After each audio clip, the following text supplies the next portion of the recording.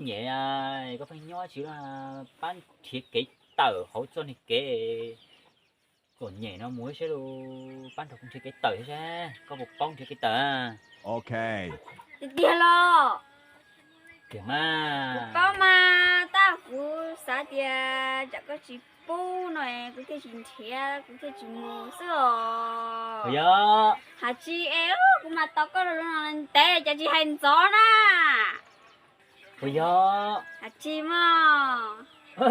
vậy thằng thì con thiết là cái tờ nó có trông nữa bà Nhớ tự không? thằng thì con thiết cái tờ có trông nhá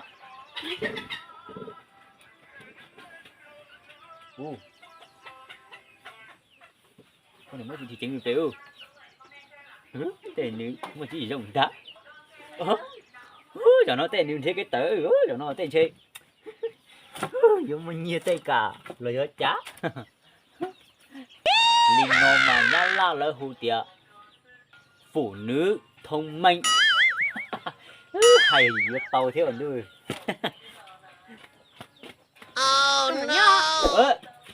có ngay đảo mới cho Có tôi thì tụi trò nhẹ còn theo cái tờ ra nè. Trò nhẹ tan bọn nó chơi cũng chính theo cái tờ. Tôi cha cũng tên ra nó cũng tu tao đu lụt to. Nhà lụt thiên tôi. No. Có mà nhớ rõ có cho nhỏ. Gì nó mù nó lên. anh chưa Cũng theo cái tờ á. chưa cái tờ nó sao À chỉ mà theo cái tờ họ lúc này trò nhẹ chơi chi tờ mù ô có lấy sao chả.